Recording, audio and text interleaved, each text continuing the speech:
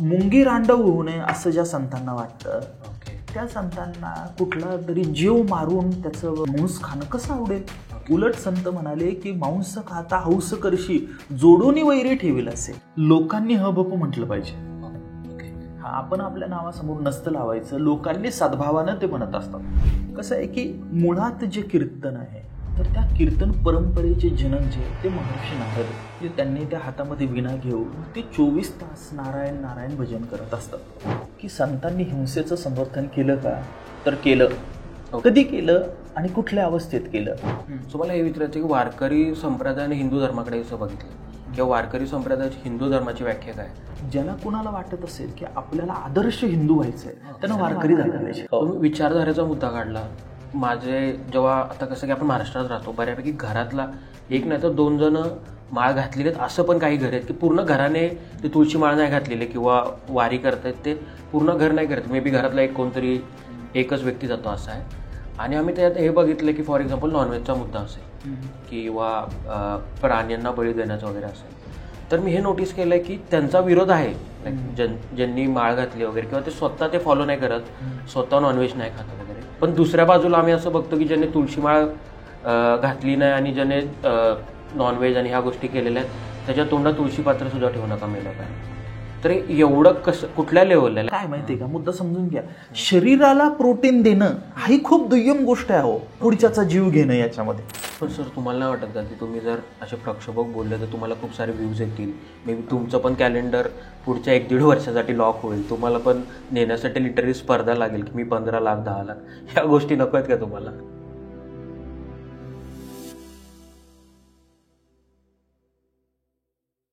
कीर्तन म्हणजे आजकाल चर्चेत आहे कारण कीर्तनात लॉरेन्स बिश्नोई, नथुराम गोडसे ही नावं ऐकायला आली आहेत. त्याच्यावरून अगदी राजकारण पेटलं आहे. पुन्हा अजून एक ह्याच्यात विचार करता जाणवलं की कीर्तनकार बिग बॉसमध्ये आहेत, कीर्तनकार सगळे रील्समध्ये आहेत, फुल फनी कमेंट्स कंटेंट ते देत आहेत. आणि आपण जे कीर्तन बघितलं होतं ते थोडं वेगळं होतं. म्हणजे आपल्या सप्ताह असायचा, सप्त्याच्या शेवटी एक कीर्तन असायचं, ह्या सगळ्या गोष्टी होत्या. तर ह्या सगळ्या संदर्भात कीर्तन नक्की काय होतं, ते कसं बदलत गेलं, कीर्तन कशासाठी होतं, ह्या संदर्भात आपण गप्पा मारलेल्या आहेत. इंटरेस्टिंग म्हणजे आज आपल्यासोबत आहे हबप सचिन पवार सर. त्यांना हबप का म्हटलं आहे आणि हबप कोणाला म्हणतात याचं उत्तर देखील आजच्या आपल्या एपिसोडमध्ये. त्यामुळे एपिसोड शेवटपर्यंत नक्की बघा. हॅलो, नमस्कार सर. रामकृष्ण हरी. नमस्कार. येस, रामकृष्ण हरी. आरपार कॅफे सेगमेंटमध्ये सर तुमचं स्वागत. आजचा विषय मी तुम्हाला सांगतो की कीर्तन ह्या विषयांवर आपली चर्चा होणार आहे. म्हणजे आम्हाला समजून हे घ्यायचं आहे की आम्ही जे पहिल्यांदा आमची कीर्तनाची ओळख झाली होती की गावात सप्ताह होता, मग 7 दिवस सप्ताह चालला आणि शेवटी मग कीर्तन आणि कीर्तनाला सगळे गेले होते. ही आमची पहिली कीर्तनाची ओळख होती. आणि आत्ता आम्ही जी कीर्तनाची ओळख बघतोय ती की जे रिसेंटली संगमनेरमध्ये झालं ज्याच्यामध्ये नथुराम गोडसे, बिश्नोई, लॉरेन्स बिश्नोई जो गुन्हेगार आहे किंवा एक मोठा गुंड आहे, त्याची नावं आम्हाला कीर्तनकारांच्या तोंडात पाहायला मिळाली. आणि त्यानंतर ते डिफेंड पण झालं की असं होतं आहे. पण त्यानंतर हे लक्षात आलं की आता आम्ही कीर्तनकार बघतोय ते वेगळ्या ठिकाणी बघतोय. मध्ये रील्समध्ये एक येतो आणि त्याला फनी कॉमेडी असते आणि लोकांच्या खूप रिॲक्शन्स असतात की अरे किती कॉमेडी आहे किंवा जे थंबनेल्स मे बी. पुन्हा बिग बॉसमध्ये सुद्धा आम्ही कीर्तनकार बघितलं सर. आणि तर एकदा दोनदा नाही तर तो पॅटर्न झाल्यासारखं आहे की 21-18 काय कंटेस्टंट असतील त्यात एक कीर्तनकार ते घेतात. सो इन जनरल ह्याच विषयांवर चर्चा आहे. सुरुवात करताना फक्त मला एक विचारायचं आहे की प्रत्येक कीर्तनकार जे आम्ही बघतोय म्हणजे असं नाही की सगळ्यांनाच आम्ही एका तराजूत ठेवतोय, पण सगळ्यांच्या नावापुढे ह ब प बघतो. पण ती काय डिग्री आहे का काय, म्हणजे ह ब प काय आहे तिथून आपण सुरुवात करू. आपण सुरुवात करतोय गप्पांना आणि मला पण उत्सुकता होती की आपण कसं पुढे जाणार आहे. कीर्तनाबद्दल चर्चा करायचा अधिकार सगळ्यांना आहे. ओके. महाराष्ट्रातल्या प्रत्येक मराठी माणसाचा, मराठी नाही अमराठी सुद्धा, ओके, प्रत्येकाचा कीर्तनावर समान अधिकार आहे. ओके. त्याच्यामुळं आता तुझ्या पिढीला जे सगळे प्रश्न पडले ते प्रश्नांचं उत्तर देणं ही वारकरी कीर्तनकार म्हणून माझी जबाबदारी आहे. आणि तुझे ज्या पद्धतीने ते सगळं कीर्तनकारांचं सांगितलं मी हळूहळू त्यावर बोलेन. आपला पहिला प्रश्न हभप असा होता. तर हभप म्हणजे हरिभक्ती परायण. हरिभक्तीमध्ये जो एक्सपर्ट आहे अशी व्यक्ती म्हणजे हभप. आणि आत्ता सध्या जर आपण विचार केला मागच्या काही वर्षांमध्ये कीर्तन करणारा, प्रवचन करणारा एखादा परमार्थ संपन्न असा एखादा व्यक्ती असेल तर त्याच्या नावासमोर हभप लावलं जातं. ओके. हो. आणि मग ह्याचं काही म्हणजे सगळ्यात माझी भीती कुठे दूर झाली की तुम्ही म्हटलं कीर्तनावर चर्चा करण्याचा अधिकार सगळ्याला आहे.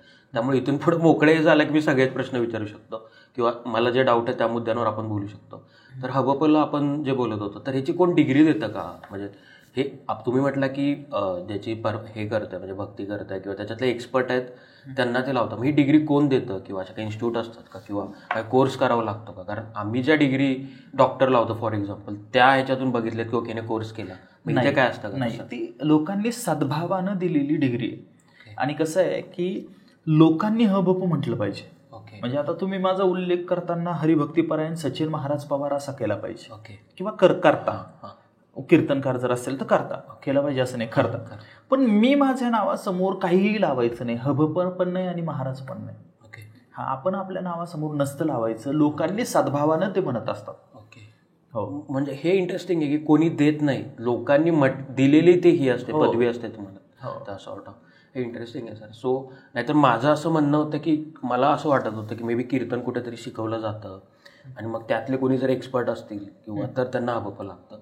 कीर्तन कुठे शिकवलं जातं का? हो, शिकवलं जातं ना कीर्तन. कसं आहे की कीर्तन शिकवण्याच्या 1-2 इथले ज्या प्रवाह आहे. एकतर कसा आहे प्रवाह की पारंपरिक घरामध्ये कीर्तनं शिकवली जातात. म्हणजे उदाहरणार्थ की आपण कल्पना अशी करा की माझ्या घरामध्ये कोणी कीर्तनकार असेल आणि मी त्या परंपरेचा असेल तर मी तिथं कीर्तन शिकतो त्या माणसाच्या हाताखाली. एक दुसरं आणखीन थोडं पुढं गेलं तर वारकरी संप्रदायामध्ये फड आहेत. फड म्हणजे उपासना करणारे छोट्या छोट्या ऑर्गनायझेशन्स वारकऱ्यांच्या, ज्या एक 300-350 वर्ष झाले अत्यंत मोठ्या प्रमाणात आहे. तर त्या फडांच्या पातळ्यांवर पण कीर्तनं होत असतात आणि मग हळूहळू तिथेही नवे कीर्तनकार तयार होतात. असं एकदम व्यवस्थित शिक्षण देणं कीर्तनाचं ही जी गोष्ट झाली ती आजपासून साधारणपणे 105-110 वर्षांपूर्वी वैकुंठवासी स्वानंद सुखनिवासी जोग महाराजांनी केलं.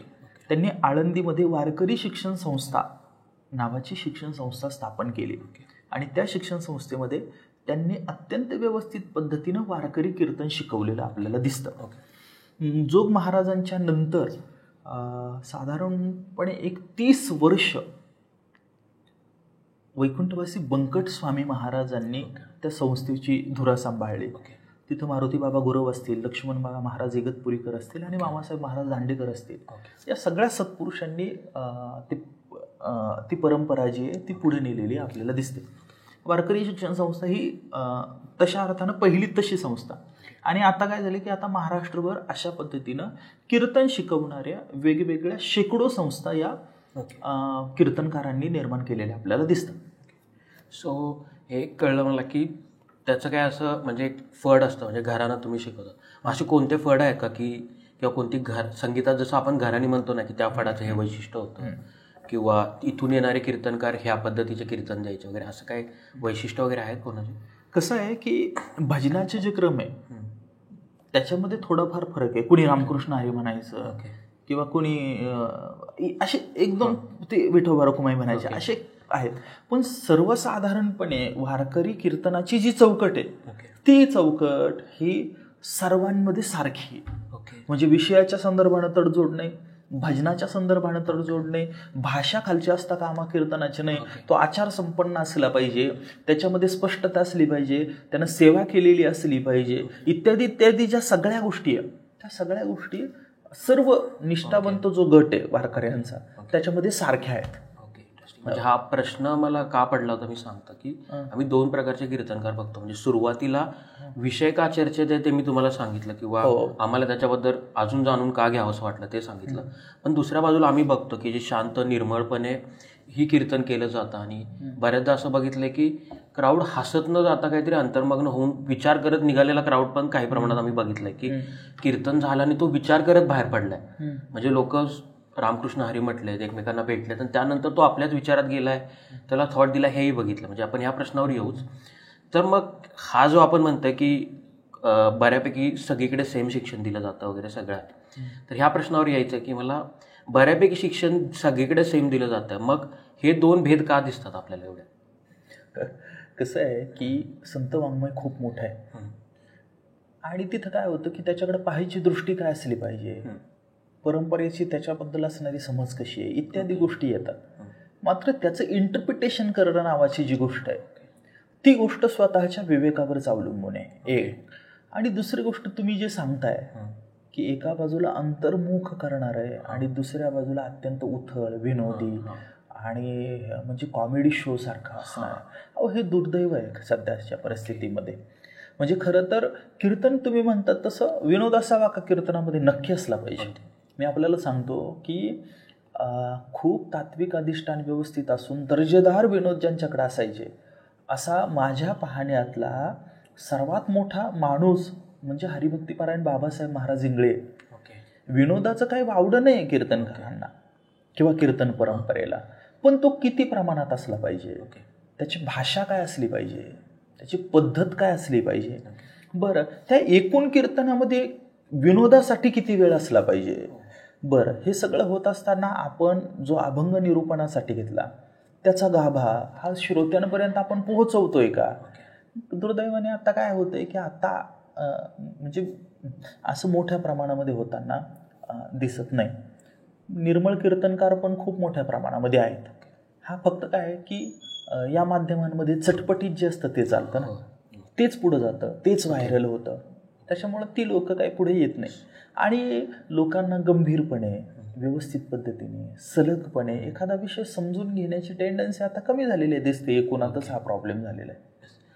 त्याच्यावर येऊ की विनोद किती असावा, काय असावं तुम्ही सांगितलं. सो मुळात कीर्तनच का चालू झालं होतं किंवा कीर्तनाचा उद्देश काय होता, कीर्तन म्हणजे काय हे आपण एकदा सेट करू. येस, सोपं बोलणार आहे मी. कीर्तन म्हणजे काय तर परमेश्वराचं गुणगान करणं म्हणजे कीर्तन.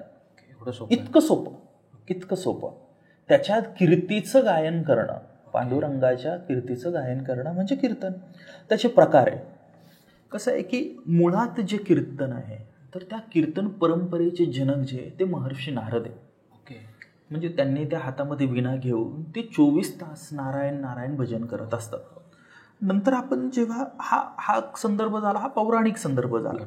ऐतिहासिक संदर्भाने जेव्हा आपण विचार करतो तेव्हा महाराष्ट्रामध्ये आत्ताची जी वारकरी कीर्तन परंपरा आपल्याला दिसते, वारकरी कीर्तन जे दिसतं ते कीर्तन जे आहे ते कीर्तन संतश्रेष्ठ नामदेव महाराजांनी 13व्या शतकामध्ये त्याची पायाभरणी केलेली आपल्याला दिसते. नामदेव महाराजांच्या अगोदरचं जे कीर्तन होतं त्या कीर्तनाचं स्वरूप कसं होतं काय हे काय कळायला मार्ग नाही आहे. पण मग आपण जे ऐकतो नामदेव महाराजांनी त्याच्यामध्ये एक मोठी गोष्ट भर घातली आणि ती म्हणजे समाज प्रबोधनाची वैचारिक चर्चा. ही जी गोष्ट आहे ही नामदेव महाराजांनी म्हणजे नाचू कीर्तनाचे रंगी ज्ञानदीप लावू जगी. मला हे ज्ञानदीप लावू जगीच्या खाली अंडरलाईन करायचं आहे. म्हणजे किंवा गोष्ट अशी आहे, संत जे असतात, वारकरी जो असतो तो आहे ना फक्त एकटाच तरुण गेला याच्यावर त्याचा विश्वास नाही. उलट संत म्हणाले आपतरे ताकी कोण बराई, एकटाच उद्धार करून गेला हे नाही. आपल्याला जे कळालं ते समाजाशी आपण शेअर केलं पाहिजे तळमळीनं. ही जी भूमिका आहे ही भूमिका वारकरी कीर्तनाच्या केंद्रस्थानी आहे. वारकरी कीर्तन जे म्हणजे आपण कीर्तन परंपरेबद्दल बोलतोय, इथं भगवत भाव पण आहे आणि समाजाच्या कल्याणाची तळमळ सुद्धा आहे. आणि या दोनही गोष्टी एकत्र घेऊन नामदेव महाराजांनी हा विचार जो आहे तो आपल्याला पुढे नेलेला दिसतो. दुसरं एक नारदीय कीर्तनाची परंपरा आहे. त्याच्यानंतर आपल्याला कल्पना आहे की लोकमान्य टिळकांच्या प्रेरणेने राष्ट्रीय कीर्तनाची परंपरा इथं निर्माण झाली. दत्तोपंत पटवर्धनांनी ती पुढे नेली. आणि मग राष्ट्रीय कीर्तन म्हणजे की कीर्तनं जी होतात म्हणजे त्याला मोठा लोकमान्य टिळक एका कीर्तन महोत्सवाला गेले, कीर्तनकारांच्या संमेलनाला गेले आणि म्हणाले की तुम्ही राष्ट्रीय प्रश्न कीर्तनातून मांडले पाहिजे. आणि तेव्हापासून ती ज्या पद्धतीने ती कीर्तनं सुरू झाले तर ते राष्ट्रीय कीर्तन. नंतर मग राष्ट्रसंत तुकडोजी महाराज झाले आणि राष्ट्रसंत तुकडोजी महाराजांनी काही खंजिरी कीर्तनं पण केली. म्हणजे महाराष्ट्रामध्ये हे अशी कीर्तन आहे. मात्र या कीर्तन परंपरेतला मेनस्ट्रीम जर काय असेल, मुख्य प्रवाह जर काय असेल तर वारकरी कीर्तन हेच आहे. आणि त्याचे जनक जे आहेत ते जनक संतश्रेष्ठ कीर्तन कुळवाडी नामदेव महाराज आहे. सो नामदेव महाराजांपासून ही परंपरा चालू झाली आहे आणि याचा उद्देश होता की तुम्हाला जे ज्ञान आलंय ते बऱ्यापैकी तुम्ही बाकीच्यांशी शेअर करा. तर आता आपण मेन मुद्द्यांवर येऊ. जर हे ज्ञान आहे बरोबर, तर मग हे ज्ञान एवढ्या लेवलचं का आलंय की एक एक मुद्द्याने घेऊ. ते म्हणतात की मिशी नसेल तर तो पुरुष नाही. म्हणजे एका कीर्तनकारांचं मी ऐकत होतो आणि त्यांचे खूप चांगलं पण असेल, पण एक वाक्य असं आहे की एक ज्याच्या लग्नात मी गेलोय एका नवरदेव आणि त्या नवरदेवाला मिशी नसेल तर मी अक्षता सुद्धा टाकत नाही. मग हे कुठल्या प्रकारचं ज्ञान आणि ह्याच्याकडे आम्ही कसं बघायचं, हे त्यांचं वैयक्तिक मत की हे परंपरेतून त्यांनी काहीतरी उचललेलं आहे? हे त्यांचं वैयक्तिक मत आहे. ओके. हे त्यांचं वैयक्तिक मत आहे. ओके. कसं आहे माहिती आहे का, आपल्या सगळ्या लोकांना मिळून सोशल सायन्स व्यवस्थित कीर्तनकारांनी शिकायची गरज आहे. ओके. सोशल सायन्स शिकलं, सोशल सायन्स शिकायची गरज आहे. दुसरी गोष्ट जाऊन तुम्हाला लक्षात येत नाही पण अपघातानं आपण स्त्रियांचा अनादर करणारं बोलतो. एकूणच समाज म्हणून आपल्या सगळ्यांची भाषांची पुरुषी झालेली आहे आणि लक्षात येत नाही की आपण असं काहीतरी म्हणत असताना नेमकं काय करतो. ही एकूणच आहे ना समज कमी असण्याचा मुद्दा आहे. आमचं भाग्य असं आहे की आम्ही आधुनिक शिक्षण उत्तम पद्धतीनं घेतलं, त्याच्यामुळं आम्ही अशा पद्धतीनं भाषा वापरत नाही. म्हणजे एखादा विनोद करायचा आहे म्हणून मी तुम्हाला अजिबात म्हणणार नाही की तू बांगड्या भर, मला त्याच्या मागचे सगळे अर्थ माहिती आहे. ओके. आणि पण एक्झॅक्टली मग आता आम्हाला काय म्हणायचं आहे की आणि काय माहिती आहे का की सर्व क्षेत्रामध्ये जे मध्ययुगीन आणि सरंजामदारी मानसिकता आहे सगळ्या ठिकाणी येणाऱ्या आणि ज्या भाषेतून व्यक्त होतात तर त्या दूर केल्या पाहिजे आपण सगळ्यांनी मिळून. ओके. एक थॉट जो आम्ही पुस्तकात शिकला, म्हणजे आम्ही काय खूप संत साहित्याचं वाचलं नाही हे मी बद्दलच क्लिअर करतो, पण जे आपल्या पहिल्यापासून एखादा अभंग आपला मराठीच्या पाठ्यपुस्तकात असायचा, त्यानंतर घरात काही पुस्तकात असायची, त्यातून एक कळत होतं की हे इन्क्लुझिव्ह आहे खूप. वारकरी संप्रदाय सर्वांना समाविष्ट करून घेणार आहे, जात पात इव्हन लिंगभेद पण नाही आहे त्याच्यात, हे कळतं. म्हणजे ही प्रोग्रेसिव्ह होती विचारधारा कुठेतरी, कारण बऱ्याच गोष्टींवर बोलले गेले की सगळ्यांना ॲक्सेस मंदिराचा असा वगैरे. मग ही जर परंपरा असताना मग हे काय येतं, जर हीच जर परंपरा आहे तर अशा गोष्टी काय येतात त्याच्यातून? ते व्यक्तिगत कीर्तनकाराच्या आकलनाच्या मर्यादा आहेत त्या. ओके. हा काय केलं पाहिजे माहिती का की कीर्तनकारांच्या आकलनाच्या मर्यादा या संतांवर आरोपित नाही केल्या पाहिजे आपण. ओके. म्हणजे काय होतं की समजा मी आहे, सचिन पवार आहे, मी एखाद्या गोष्टींच्या बद्दल जर संकुचित विचार करणार आहे तर गडबडीमध्ये आपण याचा दोष ज्ञानेश्वर महाराज तुकाराम महाराजांना देऊ नका. ओके. माझं तर उलट असं म्हणणं आहे की तुम्ही जसं आत्ता मला असे थेट प्रश्न विचारताय आणि मी त्याचं स्वागत करतो, माझं दुसऱ्या बाजूनं पण म्हणणं असं आहे की तुम्ही साक्षर आहे ना. बरोबर. मला तुम्हाला विचारायचं आहे, तुम्ही किती गाथा ज्ञानेश्वरी पाहिली स्वतःहून उघडून? बरोबर. प्रश्न विचारणं नावाची गोष्ट करणं आहे ना, ही काय अडचण नाही, पण दुसरी जबाबदारी ही पण आहे ना तुमची, किती वेळेस गाथा पाहिली आपण, किती वेळेस ज्ञानेश्वरी पाहिली. एखादी गोष्ट कीर्तनकार करतोय तर कीर्तनकारांची एक गोष्ट आपल्याला खटकतीये समजा, तर मग ती वारकरी ग्रंथांच्या चौकटीमध्ये तपासणं हे काम नाही का तुमचं? ओके. त्याच्याबद्दल बोलणं, त्याच्याबद्दल संवाद करणं हे पण काम आहे ना. परत म्हणजे त्या प्रश्नांची उत्तरं घ्यायला सुद्धा तुम्ही संतांकडे जाण्याच्या ऐवजी परत कीर्तनकाराकडेच येतात. ओके.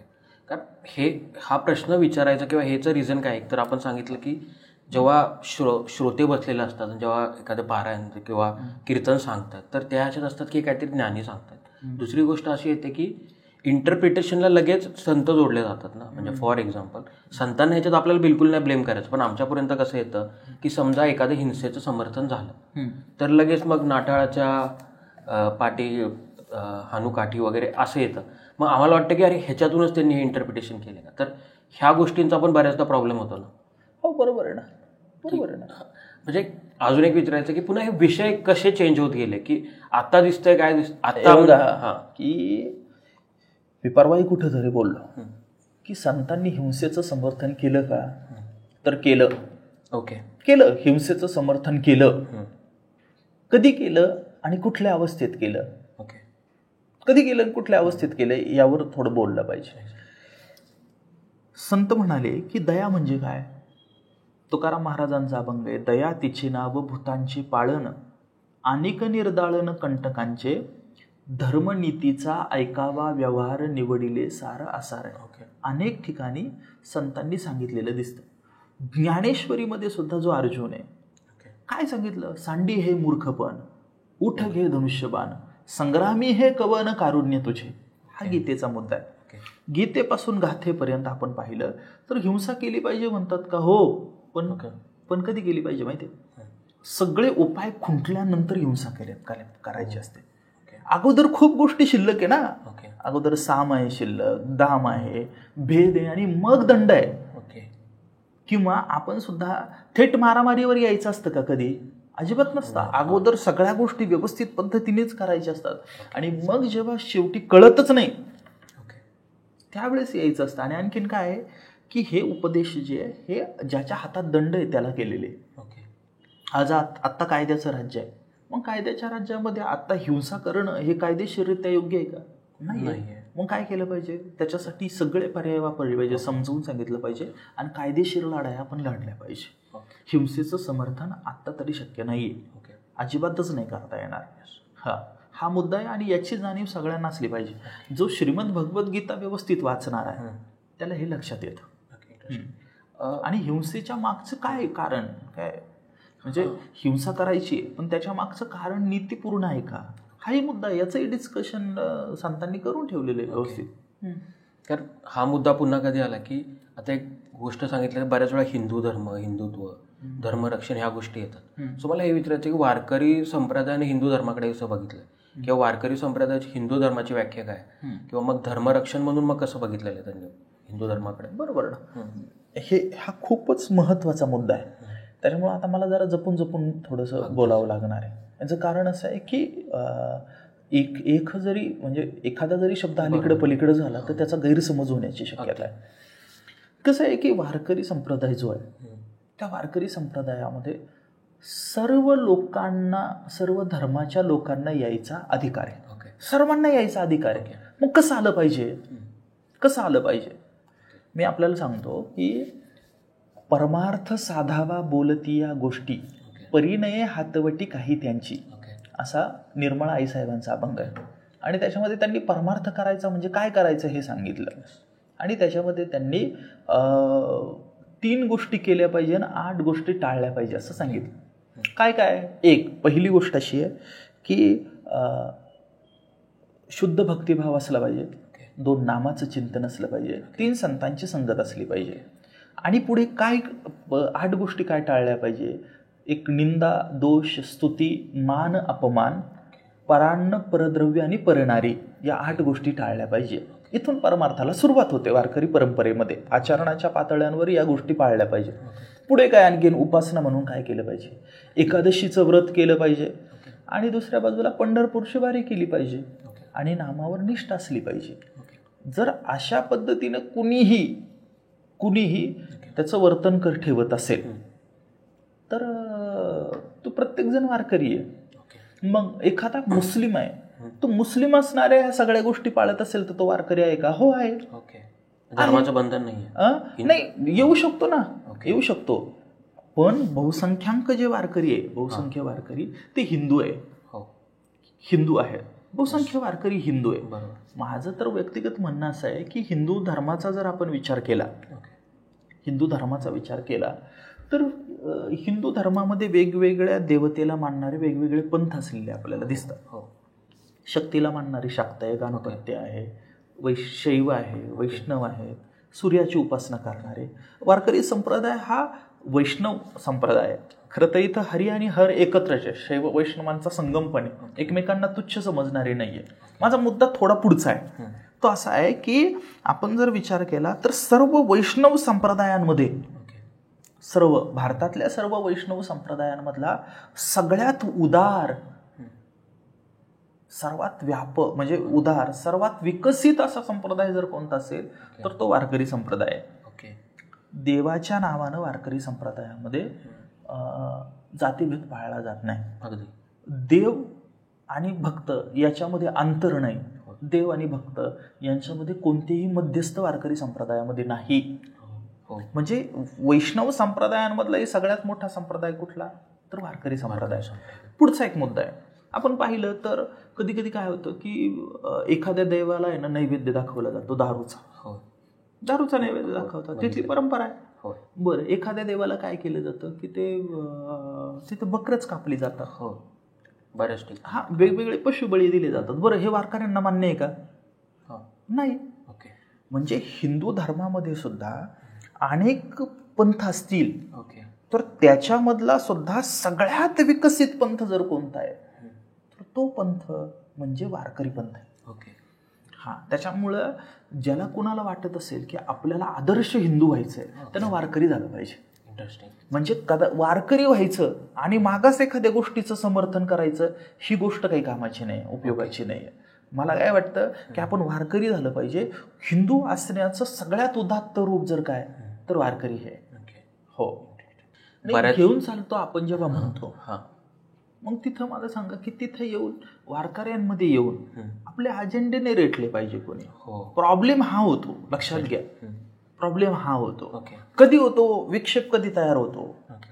सगळ्यांना सोबत घेतलं पाहिजे. कुठल्याही समूहामध्ये आपण गेलो तर घेतलं पाहिजे सोबत, का नक्की घेतलं पाहिजे.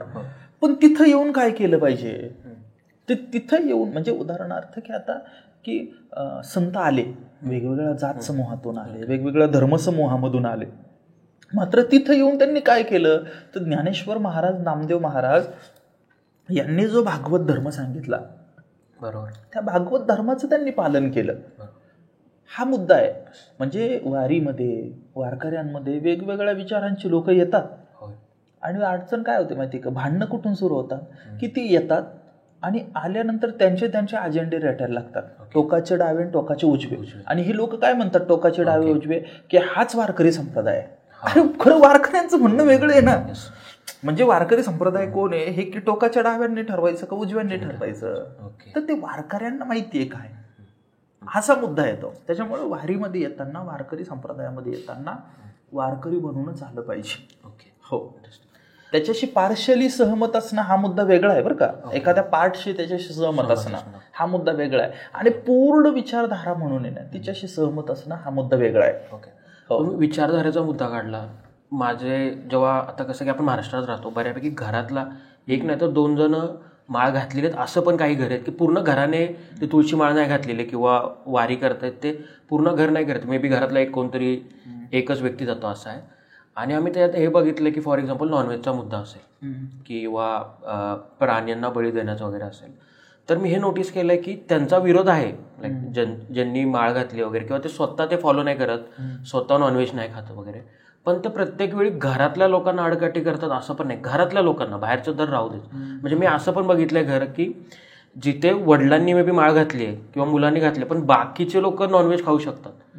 मग हे पण एका साईडला आम्ही बघतो की अरे एवढे ओपन आहेत की त्यांचं म्हणणं आहे की ओके मी हे फॉलो करतो, मी तुला हे सांगेन की हे चांगलं आहे. पण दुसऱ्या बाजूला आम्ही असं बघतो की ज्याने तुळशी माळ घातली नाही आणि ज्याने नॉनव्हेज आणि ह्या गोष्टी केलेल्या आहेत त्याच्या तोंडात तुळशी पात्र सुद्धा ठेवू नका मेल्यापर्यंत.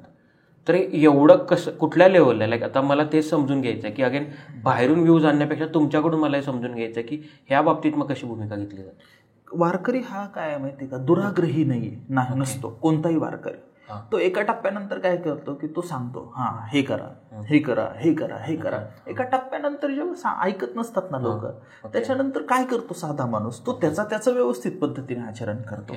मांसाहाराचा मुद्दा आला तर त्याचा संबंध जो आहे तो व्यापक अहिंसेशी. वारकऱ्यांनी का स्वीकारला की मांसाहार नाही केला पाहिजे, की मुंगी रांडव होऊ नये असं ज्या संतांना वाटतं त्या संतांना कुठला तरी जीव मारून त्याचं मांस खाणं कसं आवडेल. उलट संत म्हणाले की मांस खाता हौस करशी जोडून वैरी ठेवेल असे. अरे तुला मांस खाताना हे वाटते, म्हणजे आता मला ते अभंग आठवत नाही, मात्र त्याचा अर्थ असा आहे की जेव्हा तू बकरं कापतोय, बकरं कापत असताना टिंब मला एक मराठी शिवी द्यायची होती तर मी टाळली ती. काय की बकरं कापत असताना काय करतोय तू, तुझी करंगळी चोरतोय बरोबर, आणि त्या निष्पाप जीवाचा बळी घेतोय. संतांनी हे सांगितलं. संत म्हणाले तू करंगळी चोळतो मात्र याचं काय करतोय, जीव घेतोय. संतांना हे मान्य नाहीये. म्हणजे मांस खाणं नावाची जी गोष्ट आहे ना तिचा संबंध हा असा आहे, कोणाचा तरी जीव घेऊन अशा पद्धतीने नाही केलं पाहिजे. ही भूमिका आहे आणि ही भूमिका वारकऱ्यांना मान्य आहे आणि त्याचा प्रचार प्रसार करण्याचं काम करतात. वारकरी जो असतो तो सांगतो काही चुकीचं खाऊ नका बाबा, काही चुकीचं पिऊ नका, चुकीचं वागू नका, हे वारकरी सांगत असतो. आणि मी सांगतो आपल्याला हे चमकू वारकरी द्या सोडून तुम्ही, आपण काय करतो की त्यांच्याकडेच लक्ष देत बसतो. साधे साधे लोक जे आहे ना ते संतांचा शब्द प्राणपणानं आणि निष्ठेनं जगतात आयुष्यभर. आमच्यासारखी लोक फक्त इथं पॉडकास्टमध्ये गप्पा मारत बसतात, कीर्तनं करत असतात, युट्यूबला असतात, कुठंतरी दिसत असतात. बोल घेवड्या लोकांनी नाही संप्रदाय चालवलेला. संप्रदाय हा निष्ठावंत वारकऱ्यांनी चालवलेला आहे. त्यांनी खूप प्रेमानं ते जपून दाखवलेलं आहे. त्यांना हा भेदाभेद शिवलेला सुद्धा नाहीये. त्यांच्या समोर निष्ठावंत भाव भक्ताचा स्वधर्म निर्धार हे वर्म चुकू नये. संतांच्या शब्दाच्या बाहेर ही मंडळी वागत नाही. अशी महाराष्ट्रामध्ये लाखो लोक आहेत. मग मला हाच प्रश्न विचारायचा, हे जर ह्या गोष्टीला एवढा विरोध आहे तर मी एखादा नॉनव्हेज खातोय किंवा बऱ्यापैकी वर्षभर नॉनव्हेज खातोय, तो वारीत सहभागी होऊ शकतो का? किंवा ते लोक जाऊ शकतात का? होऊ शकतो ना वारीत. कारण हे मूळ तत्वाच्या नाही म्हटलं तर तुम्ही सांगितलं की नाही तुम्ही एखाद्याचा जीव घेताय तर ते चुकीचं आहे. होऊ शकतो. त्यांनी काळजी घ्यावी, फक्त थोडी काळजी घ्या. आणि प्रत्येक संवेदनशील माणसाला काय काळजी घ्यायची हे कळतं. म्हणजे तुमच्या गळ्यात माळ नाही किंवा तुम्ही पूर्वी मांसाहार केलेला आहे म्हणून तुम्ही आज वारीत यायचं नाही असं नाही. उलट मला असं वाटतं की तुम्ही असेल पूर्वी काळजी येत राहिलं पाहिजे. आपोआप तुम्हाला ही भूमिका कळत जाईल आणि तुमच्या अनेक गोष्टी सुटत जातात. हो सर, एक ह्याच्यात अजून एक मुद्दा आहे की तुम्ही म्हटलं की बऱ्यापैकी त्यांची इंटरप्रिटेशन असतात किंवा बऱ्याच वेळा समाज पण बदलत असतो किंवा काही ज्ञानात ऍड होत असते. समजा उद्या जसं फॉर एक्झाम्पल सायंटिफिकली सांगतात की प्रोटीन खूप असतं त्याच्यात वॉट एव्हर, की मग तुम्ही ते खाऊ शकता. जर ही अशा भूमिका येत राहिल्या ते इव्हेंच्युअली प्रूव्हन झाल्या तर मग ही भूमिका तुम्ही बदलू शकता का की अरे नाही तो काही जणांचा सोर्स ऑफ प्रोटीन असू शकतो? मी सांगतो मला की सोर्स ऑफ प्रोटीनसाठी वेगवेगळ्या अनेक गोष्टी आहेच ना. मुद्दा काय माहितीये का, मुद्दा समजून घ्या. शरीराला प्रोटीन देणं ही खूप दुय्यम गोष्ट आहे. हो, पुढच्याचा जीव घेणं याच्यामध्ये पुढच्याचा जीव घेणं नावाची जी गोष्ट आहे ना ही गोष्ट अधिक क्रूर आहे. आणि संत त्या क्रूरतेच्या विरोधात आहे. पोट भरणं नावाची गोष्ट, प्रोटीन मिळणं नावाची गोष्ट, आपल्याला काय पसाभर प्रोटीन मिळण्यासाठी आपण पुढच्याचा जीव घेणार आहे का? हा व्यापक कारुण्याचा अहिंसेचा मुद्दा आहे. हे आपण समजून घेतलं पाहिजे. सो याच्यात सर एक कळतंय की तुमच्या भूमिका आहेत आणि तुमच्या भूमिकेवर तुम्ही ठाम आहेत. फक्त त्याच्यात तेच आहे की असं उगाचच अरेरावी किंवा आग्रही भूमिका नाही. म्हणजे मला तुम्ही जो मगाशीच मुद्दा सांगितला की तुम्ही सांगणार पण फोर्सफुली नाही, बाबा माझं सांगणं म्हणणं आहे मी लक्षात घ्या. सांगणार म्हणजे काय की कुठलाही वारकरी किंवा मी आम्ही कोण लागून गेलोय, आम्ही साधी लोक आहे. तुमच्या सारखेच आहे. तुम्हाला जेवढे अधिकार आहे तेवढेच आम्हाला अधिकार आहे नागरिक म्हणून. आम्ही काय करणार, आम्ही सांगणार. मी काय राजा आहे इथला की मी कायदा करेल आणि दंडेलशाहीने तुम्हाला बळजबरी करेल? नाही, आम्ही साधी लोक आहे. आणि साधी माणसं काय करू शकतात? साधी माणसं फक्त आवाहन करू शकतात. एवढा साधा मुद्दा आहे. जर समजा मी राज्यकर्ता झालो तर मग मी कायदा करेल ना त्याच्यावर. पण साधा माणूस काय करू शकेल? साधा माणूस फक्त आवाहन करू शकतो. संपलं. आणि मग तो आवाहन करताना तो काय करेल की तो अधिक विवेकी आवाहन करेल, अधिक कन्व्हिन्स करणारं आवाहन करेल तुम्हाला. आणि मला वाटतं की संतांनी तेच केलं. म्हणजे ज्ञानेश्वर महाराज, तुकाराम महाराजांचा विचार आपण केला तर त्यांच्या काळामध्ये तर तो सगळा मध्ययुगीन कालखंड होता. त्यांच्याकडे कुठली तशा अर्थानं सत्ता थोडी होती. ते अपीलच करू शकत होते ना. आणि त्यांनी ते इतक्या प्रभावीपणे केलं की आता सत्ता बदलल्या जरी, कायदे बदलले जरी तरी आम्ही वारकरी मंडळी त्या वारकरी विचारावर ठाम आहे. इतकी कन्व्हिन्स झालेलं आहे महाराष्ट्र त्या विचारांशी. पण सर तुम्हाला नाही वाटत का की तुम्ही जर असे प्रक्षोभक बोलले तर तुम्हाला खूप सारे व्ह्यूज येतील, मे बी तुमचं पण कॅलेंडर पुढच्या 1-1.5 वर्षासाठी लॉक होईल, तुम्हाला पण नेण्यासाठी लिटरली स्पर्धा लागेल की मी 15 लाख 10 लाख, ह्या गोष्टी नको आहेत का तुम्हाला? मला तुकाराम महाराजांची भीती वाटते ना. मला काय वाटतं माहिती आहे का की परंपरेची चौकट आहे ना आपली, एक बोलण्याची पद्धत आहे. प्रक्षोभक बोलणं, मी खूप थेट बोलतोय आता, स्पष्ट बोलतोय. प्रक्षोभक बोलणं ही वेगळी गोष्ट आहे. ती मार्केटची गरज असते. पण खूप स्पष्ट असलं पाहिजे आपल्या विचारांच्या बद्दल असं. आणि तारखा भराव्यात याच्यासाठी जर हे करणार असो आपण तर मग रोज तुकाराम महाराजांची गाथा वाचणाऱ्या माणसाला काय होईल कल्पना करा ना तुम्ही की त्याचं धाडस होणार नाही. कधी म्हणजे जे प्रेक्षक असतात किंवा जे कीर्तन ऐकायला ते डिमांड नाही करत का की सर आम्ही त्यांचं कीर्तन ऐकलो, त्यांनी तर मला 2 तास हसवलं, तुम्ही पण 2 तास हसवा, असे डिमांड नाही आले तुमच्याकडे? होतं ना असं होतं ना. मी सांगतो की त्यांचं जॉनर वेगळं आहे, माझं वेगळं आहे. मी थोडंसं साधं कीर्तन करतो, तुम्ही बसा ना पण आपण बोलू असं मी म्हणतो. आणि माझा अनुभव असा आहे की होतो बदल. लोकांचे अनुभव कसे आले तुमच्याशी, म्हणजे कीर्तन झाल्यानंतर तुमचं काय कन्व्हर्सेशन होतं, एखादा तुमच्या लक्षात राहिलेला अनुभव असा? हो, खूप खूप चांगल्या पद्धतीनं लोक आहे ना, विचार करणारी जी लोक आहे ती कीर्तनाकडे खूप गांभीर्यानं पाहतात. उलट ते म्हणतात, अहो असं कीर्तन असतं, आम्हाला माहितीच नाही, आम्हाला वाटलं की ते एक पात्री प्रयोगासारखंच कीर्तन असतं. अशा शेकडो प्रतिक्रिया आलेल्या आहे माझ्याकडे, शेकडो प्रतिक्रिया. किंवा दुसऱ्या बाजूला की इतकं आधुनिकता, इतकी व्यवस्थित कीर्तनकारांना ठाऊक असते की ज्यांच्या कीर्तनामध्ये हे सगळे रेफरन्सेस येतात. असं पण कीर्तन असतं. आणि दुसरी गोष्ट की ते संत विचाराशी सुसंगत आतापर्यंतच आमचं जगणं आहे. म्हणजे मिडल एज क्रायसिस बद्दल मध्यंतरी मी कीर्तनात बोललो. Middle age crisis, middle age crisis 40 आणि कीर्तनाबद्दल मी बोललो. काळ सारा काय होतं की आता इतकी गतिमानता आलेली की आपण 35च्या पुढे सरकलो. 40 जवळ यायला लागले की 35 पासून 45च्या दरम्यान कधी पण आपल्याला शाळेला आपलं आयुष्य वाया गेलं का काय असं वाटतं सातत्यानं. किंवा हे मूर्ख, आपला एक जोडीदार मूर्ख असून सुद्धा एवढं मोठं झालं, आपल्याला कसं काय होतं नाही आलं. मला असं वाटतं 25-30 पण आले, आपलं हे सुरू होतं. मग असं सगळं होत असताना आपली मनोभूमिका काय असली पाहिजे, आपण कशावर काम केलं पाहिजे. बरं, दुसऱ्या गोष्टीला हे सगळं घडत असताना, इतकी सगळी गतिमानता असताना आपण फोकस्ड कसं राहिलं पाहिजे, हे संतांनी वेगवेगळ्या पातळ्यांवर उत्तम पद्धतीने सांगून ठेवलेलं आहे.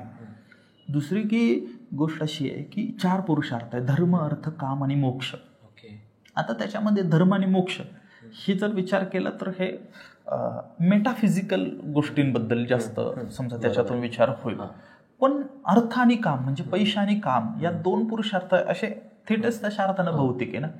माझं निरीक्षण असं आहे की आपण सर्वाधिक भ्रष्टाचार नेमका अशा मिडल एज क्रायसिसमध्येच करतो, या 2 गोष्टींमध्ये. मी पुढे असं म्हणालो की माझं निरीक्षण मी पाहिलं, म्हटलं असं की याच संदर्भानं जास्तीत जास्त गुन्हे घडताना दिसतात. आणि गोष्ट अशी आहे की नेमकं वयाच्या याच टप्प्यावरचे लोक पण मोठ्या प्रमाणामध्ये असलेले आपल्याला दिसतात.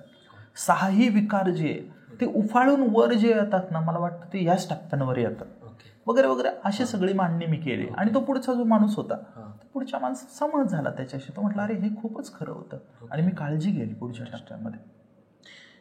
हे लाईक पहिल्यांदा असं आम्हाला कळते ओके, ह्या अशा गोष्टी पण बोलल्या जाते की मिडल एज क्रायसिस बद्दल पण बोललं जातं. कारण बऱ्याच मिडल एज क्रायसिस बद्दल, फ्रस्ट्रेशन बद्दल बोललं जाईल. ओके, मी काय सांगू, फ्रस्ट्रेशन बद्दल बोललं जाऊ शकतं, मिडल एज क्रायसिस बद्दल बोललं जाऊ शकतं, आपल्या आयुष्याच्या हेतूंबद्दल बोललं जाऊ शकतं, समाजात आपण कसं वागायचं याच्याबद्दल बोललं. 9 to 5 जॉब बद्दल तुमचं काय म्हणणं आहे? तुम्ही काय सांगा, 9 to 5 जॉबवाला एखादा आहे आणि त्याला त्यातून आलं की मी कुठल्या तरी याच्यात सायकलमध्ये अडकलोय किंवा त्याचं तेच चालू आहे, असे लोक येतात तुमच्याकडे, त्यांना काय सांगतात? येतं ना, 9 ते 5 वाली येतातच ना. ओके. पण मग मी त्यांना काय सांगत असतो की 9 ते 5 जे म्हणजे संतांनी सांगितलं, आपल्या वाट्याला आलेली जी कामं आहे ना ती आपण व्यवस्थित केली पाहिजे. हे बघा, 9 ते 5च्या चक्रामध्ये एखादा माणूस अहो काय असं मजा म्हणून अडकत नाही. त्याच्या जगण्याच्या गरजा निराळ्या असतात, त्याला पर्यायच नाही, त्याला कुठून तरी हे करायचं असतं. म्हणून पहिला टप्पा म्हणून काही गोष्टी कराव्याच लागतात. पण माझं म्हणणं आहे की मग 5 ते दुसऱ्या दिवशी सकाळी 9 पर्यंत तू तुझ्यासाठी काय करणार? फक्त पैसे मिळतात म्हणून आपल्या आयुष्यातला अमूल्य काळ मूर्खांच्या सेवेसाठी वाया घालवला पाहिजे का? तर नाही घालवला पाहिजे. आपल्याला कळत असतं की ज्या ह्याला हे मूर्ख आहे माणसं आपल्या आसपासचे, तरी सुद्धा थोड्या पैशासाठी आपल्याला हे करत बसावं लागतं. तर हे ना आपुले आपण करा सोडवणं, आपणच आपल्या ट्रॅपमधून बाहेर आलं पाहिजे. आपल्या जगण्याबद्दलच्या ज्या सगळ्या कल्पना आहे, म्हणजे याच्यावरचा पहिला इलाज काय की आपण असं का करतो, आपल्या गरजांवर आपण विचार केला पाहिजे. आपण प्रतिष्ठेच्या काय खुणा मानतो, आपल्या गरजा कमी असतील आणि आपल्याला सगळ्या ठिकाणी मिरवायचं नसेल ना, तर थोडे पैसेही खूप पुरेसे होतात. आपल्या पिढीचा प्रॉब्लेम काय झालाय की आपल्या पिढीला आता खूप सगळं जे आपल्या वडिलांनी साठीत पण अचीव केलं नव्हतं, भौतिक जे मिळवलं नव्हतं, ते आपल्याला आताच लगेचच मिळवायचं, तरुणपणात या टप्प्यावरच पटकन मिळवायचं. या सगळ्या धावपळीमध्ये आपली प्रचंड सस्य होलपट होताना दिसते. ससा असा पळत होता, जोरात पळत होता, एका ठिकाणी येऊन बसला शांत, आणि वरून झाडाचं पान पडलं त्याच्या अंगावर. तो पळायला लागला, काय आभाळ पडलं, आभाळ पडलं, आभाळ पडलं, आभाळ पडलं, आभाळ पडलं. तो खूप पळत राहिला ना. कुणीतरी थांबवलं, त्यानं सांगितलं, अरे आभाळ नव्हतं पडलं, ते झाडाचं पान पडलं होतं. आपण पण तसंच करतो. पान पडतं ना आपल्याला वाटतं हा भळ पडलं ना आपण पळत सुटतो. हो, हे एक बघितलं मी पैशाचं की आपल्या गरजेपुरता पैसा पाहिजे किंवा त्या गोष्टी. पैशाच्या संदर्भानं मी अर्थशास्त्राचा विद्यार्थी आहे. पैसे म्हणजे काय? पैसे म्हणजे श्रम साठवण्याच्या साधनाला पैसे असं म्हणतात. ओके. श्रम साठवलं जातात. पैशामध्ये काय साठवलं जातं? श्रम साठवले जातात ना. तर याच्यावर वेगवेगळे टप्पे आहेत. म्हणजे आपला पहिल्या टप्प्याचा आपण विचार केला तर जेव्हा आपण खूप लहान होतो त्यावेळेस आपल्याला पैसे म्हणजे काय हे कळतच नव्हतं. म्हणजे एक लाडू आणि 500 रुपयाची नोट मोठी काय वाटत होतं आपल्याला? लाडू मोठा वाटायचा. चॉकलेट आणि 1000 रुपयाची नोट मोठे काय वाटायचे? चॉकलेट मोठं वाटायचं. म्हणजे आपल्याला तेव्हा पैसे काय कळत नसतात. पहिला टप्पा. थोडं दुसऱ्या टप्प्यात आलो की आपल्याला पैसे काय हे कळतात आणि पैसे महत्वाचे वाटतात. हा दुसरा टप्पा आहे. आणखीन थोडं आपण विकसित झालो मेंदूने, विचार करायला लागलो की मग पैसे कमवण्याची सोपी आयडिया आपल्याला सापडते. पैसे कसे कमावता येतील कमी कष्टामध्ये हे स्किल आपण कमावतो. हा तिसरा टप्पा. चौथ्या टप्प्यात आलो की पैसे कुठं उपयोगाचे नाही, त्याच्या मर्यादा काय हे लक्षात येतं आपलं. हा चौथा टप्पा आहे. मनशांतीसाठी काय करणार आता किती पैसे असले तरी, हा चौथा टप्पा आहे. आणि एक पाचवा टप्पा आहे. कोणता टप्पा? की ज्या टप्प्यामध्ये मला जे काही मिळवायचं आहे ते मिळवण्यासाठी पैसे काहीच उपयोगाचे नाही, हा पाचवा टप्पा आहे. तुकाराम महाराज हे पाचव्या टप्प्यामध्ये होते, पण दुसऱ्यामध्ये तिसऱ्यामध्ये. आपण ज्या टप्प्यावर असो, आता समजा साधी गोष्ट, इतर सगळी लोक म्हणाले असतील की पैसे कमावले ना काय होतं की पाप आहे वगैरे, असं काही लोकांची धारणा असते, धार्मिक लोकांची सुद्धा, इतर धर्मियांची सुद्धा असेल कदाचित. पण तुकाराम महाराज म्हणाले की तुम्ही योग्य मार्गाने पैसे कमावले एक, आणि ते जर योग्य पद्धतीने खर्च केले दोन, तर तुम्हाला उत्तम मोक्ष मिळेल. अभंग आहे, जोडोनिया धन उत्तम व्यवहारे, उदास विचारे वेच करी, उत्तमची गती तो एक पावेल.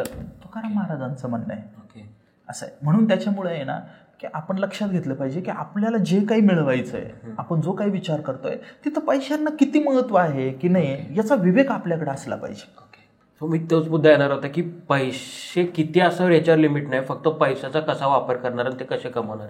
कारण बऱ्याच वेळा काय होतं की जेव्हा मटेरियलिस्टिक किंवा भौतिक गोष्टींना दुय्यम स्थान दिलं जातं, मग ते लोक विचारतात मग एखादा बिझनेसमॅन आहे, तो त्याच्या व्यवसायात प्रगती करतोय, तो खूप सारे पैसे कमवतोय, तर त्याच्याकडे नाही म्हटलं तर आपण पैशाकडे बघताना कसं बघतो की अरे एवढा पैशावाला आहे आणि त्याला पीस ऑफ माइंड नाही, ह्या गोष्टी नाही. पण इव्हेंच्युअली पैशाने काही गोष्टी सेटल होतच असतात.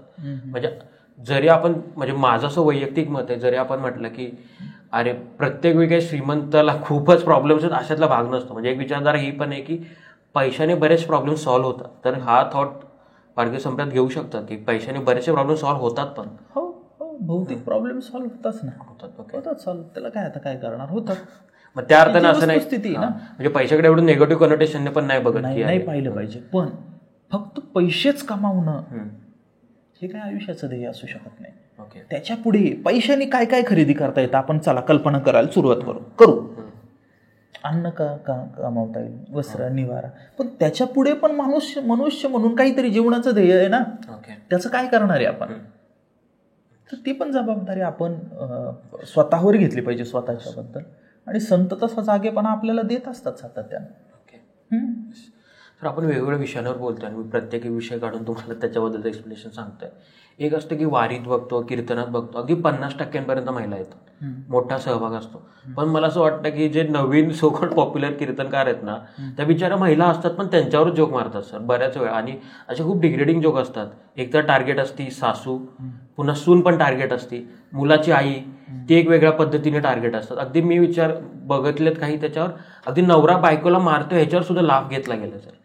सो ह्याच्याबद्दल काय, म्हणजे वारकरी एक साईडला आपण बघतोय खूप इन्क्लुझिव्ह वगैरे, पण अशा गोष्टी जेव्हा समोर येतात आणि एवढा मोठा क्राऊड त्याला मॅनिप्युलेटच म्हणू शकतो, कारण हे नॉर्मलाइज केल्या जात्या गोष्टी. आणि आम्ही तर बघतोय की प्रोग्रेसिव्ह विचार होता, समाजात बदल घडायला आणलं होतं, मग स्त्रियांशी बऱ्यापैकी हे नाही केलं जात आहे. तुमच्या म्हणण्यामध्ये बरंच तथ्य आहे. इथं सासू सुनेचे विनोद होतात ही वस्तुस्थिती आहे.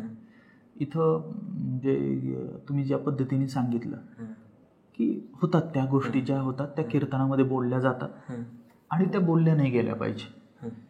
काही गट वगळला तर जबाबदार कीर्तनकार यावर आता बोलत नाही, ही वस्तुस्थिती आहे. समाजाचंच प्रतिबिंब काही प्रमाणामध्ये कीर्तनात पडत असतं ना. ओके. हां, असं समाजाचं प्रतिबिंब बरोबर होतं, पण आपण हे पण नोटीस केलं की संत तुकारामांना खूप त्रास झाला, कारण समाजात ज्या चुकीच्या गोष्टी होत्या त्यांच्या विरोधात ते बोलले. सेम इतर संतांना पण खूप त्रास झाला, कारण ते जातीभेदाच्या विरोधात बोलले.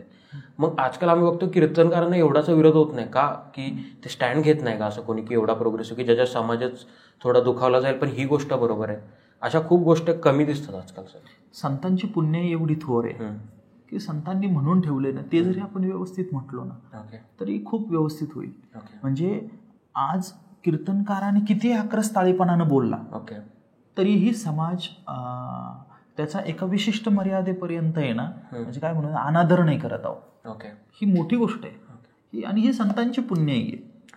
पण समाजात अजूनही आपल्या विषमताने बरंच काम करायचं बाकी, हेही आपण धरून चाललो. अगदी खरं आहे, अगदीच खरं आहे, अगदीच खरं आहे. आणि मला आनंद या गोष्टीचा आहे की ती सगळी जबाबदारी तुम्ही लोकांनी फक्त कीर्तनकारांकडेच दिलेली आहे. तुम्ही पत्रकार लोकांनी काही नाही करायचं. अगदी बरोबर. तुम्ही मस्त निवांत राहायचं. हा, प्रशासनाने पण काही नाही करायचं, तुम्ही निवांत राहायचं. शिक्षकांनी पण काही करायचं नाही, सगळ्यांनी निवांत राहायचं. ती जबाबदारी फक्त म्हणजे काय की एवढ्या 11 कोटी लोकसंख्येमध्ये जे 10,000 कीर्तनकार आहेत त्यांच्याकडेच समाज म्हणून आपल्या सगळ्यांचीच एक जबाबदारी त्याच्या संदर्भानं आहे. सर, जसं तुम्ही म्हटलं की फक्त तुमची जबाबदारी नाही वगैरे, पण मी हे सांगतो की सगळ्यांच्याच प्रॉब्लेम्स आहेत. नाही, कसं आहे की आपण काय करतो की ती म्हणजे कीर्तनकारांवर जबाबदारी आहे का? नक्की आहे जबाबदारी, त्यांनी ती व्यवस्थित पद्धतीने निभावली पाहिजे. पण हल्ली माझ्या असं लक्षात येत चाललंय की फक्त इतके प्रश्न विचारले जातात याच एकाच पद्धतीने, तर आपण सगळ्यांनी मिळून त्याच्यामध्ये असलं पाहिजे. म्हणजे की अजिबात आणि अजिबात वर्षभरामध्ये एकदाही संत विचाराशी कोणताच संपर्क ठेवायचा नाही आणि नंतर थेट प्रश्न विचारायलाच भेटायचं. ही इंटरेस्टिंग गोष्ट आहे ना. मागच्या पिढीमध्ये वारकरी संप्रदाय हा जीवनधर्म होता लोकांचा. काहीतरी सकारात्मक पद्धतीनं जगण्यामध्ये संत विचारांशी संबंधित काही गोष्टी सगळ्या लोकांनी मिळून केल्या पाहिजे असं मला वाटतं. हा, म्हणजे ह्या अर्थाने पण मला विचारायचं, म्हणजे प्रश्न विचारण्याची ते तुमचं बरोबरच की प्रत्येक वेळी प्रश्न विचारायलाच भेटायचा का, पण असं पण आहे की वारकरी संप्रदाय असेल, कीर्तनकार असेल, ह्या संपूर्ण गोष्टींबद्दल लोकांच्या मनात खूप आदर आहे. अजूनही आदराने नाव घेतलं जातं, अजूनही तेवढा मान सन्मान दिला जातो, हेही बरोबर आहे. मग अशा वेळी आपण प्रश्न कुठे विचारतोय? जेव्हा जिथे क्वेश्चन्स रेज करण्यात आले त्या अर्थाने. बाकी प्रत्येक वेळी आपण ती चुकीचंच आहे वगैरे ह्या अर्थाने आपण त्याला क्रिटिसाइज करतच नाही. हे सगळं होतंय, पण मग हे का, ह्या अर्थाने आपलं डिस्कशन होतं. तर अजून एक मी बघितलंय की आता तुम्हीच सांगा मला की प्रेमविवाहाकडे कसं बघतो वारकरी संप्रदाय, कारण ह्यांचा उल्लेख ना बरेच कीर्तनकार लफडी हे केलं, पळून गेली ती पोरगी, मग इकडे जाते, शिकायला लागली, त्याच्याशी सगळं जोडलं जातं. तर ह्याकडे प्रेमविवाह, प्रेम ह्याच्याकडे कसं बघतो? आणि हे कीर्तनकार जे सांगतायत की लफडीच केली, मग आईनेच लाड केले म्हणून या सगळ्या गोष्टी झाल्या. मग इन जनरल अगदी एकाने तर असं सांगितलंय की मुलगीने घरी सांगितलं आईला की आई तू सांग म्हणून, आणि मग वडील होता अमुक तमुक महाराजाचा कीर्तन ऐकणारा होता, मग त्यानं पहिलं काय केलं तर पहिली लाथ घातली, एवढ्यापर्यंत. सो प्रेमविवाह, प्रेम याच्याकडे कसं बघताय तुम्ही? वारकरी प्रेमाकडे कसं पाहिलं सांगा मला तुम्ही. मी स्वतः लव्ह मॅरेज केलेला माणूस आहे. बेस्ट. फक्त मुद्दा काय, आणि परत मी सांगतो की मी अगदी खणखणीत सांगतो की मी आंतरजातीय प्रेमविवाह केलेला माणूस आहे. पण त्याची एक पद्धत आहे ना. मुळातच काय की जोडीदार इतका जबाबदारीने निवडला पाहिजे आपण. जर आपण छछोर जोडीदार निवड हार्मोन्सच्या अनियंत्रित हालचालीमध्ये, तर आपलं आयुष्य बरबाद होऊ शकतं. आणि हल्ली समाजामध्ये आपण जेव्हा पाहतो त्यावेळेस ते प्रेम करणं नावाची गोष्ट ठीक आहे, पण त्या सगळ्या वातावरणामध्ये ते प्रेम घरच्यांना सांगण्याची पद्धत, प्रेम झाल्यापासून विवाहापर्यंत जाण्याच्या पद्धती, ह्या सगळ्या इतक्या वेगवेगळ्या पद्धतीच्या हिडीस आहे. तर त्याच्याबद्दल समाज म्हणून आपल्याला ही एक सार्वत्रिक प्रतिक्रिया दिसते. आपल्या सगळ्यांना मिळून समाज म्हणून आपल्याला हे सगळ्याचे सगळं जबाबदारीने शिकवावं लागणार आहे, सांगावं लागणार आहे. ही जबाबदारी आहे आपल्या सगळ्यांची. म्हणजे का जातात मुलं मुली पळून? तर तेवढं विश्वसनीय वातावरण आपल्याकडे नाहीये कुटुंब म्हणून. याच्याबद्दल काही बोलायचं नाही का? हे बोललं जातं का कीर्तनांमध्ये? नाही, बोललं जातं की नाही मुद्दा, हा मुद्दा खूप मोठा आहे. हा मोठा आहे मुद्दा. आणि नंतर काय होतं की फक्त पालकांना मनस्तापाला सामोरं नाही का जावं लागत, जावंच लागतं. माहितीच नसतं काही ना, अचानक एक दिवस मुलगी उठते आणि जाते निघून. कीर्तनकार म्हणून येतात आई वडील माझ्या समोर आणि रडतात दाय मोकळून. मला माहिती आहे हा सगळा मुद्दा. हा मुद्दा खूप गुंतागुंतीचा आहे. अहो, एकाच बाजूने नाही याला पाहता येणार. हा, ती इतर कीर्तनकार काय म्हणत असतील ते म्हणत असतील, पण आपल्याला सगळ्यांना समाज म्हणून या मुद्द्यांवर खूप गांभीर्याने विचार करावा लागणार आहे. मी कुठेतरी पूर्वी वाचलं होतं की पूर्वीच्या काळी काय व्हायचं की म्हणजे मुलगी 16व्या वर्षी वयात यायची आणि तिचं 18व्या वर्षी लग्न व्हायचं. मुलगा 16व्या 17व्या वर्षी वयात यायचं, त्याचं 20व्या 21व्या वर्षी लग्न व्हायचं. आता काय झाली परिस्थिती, आता परिस्थिती अशी झाली की मुलं मुली 12व्या वर्षी वयात येतात आणि त्यांचं 30व्या वर्षी लग्न होतं. तुम्ही समजून घ्या की हा किती मोठा गॅप आहे.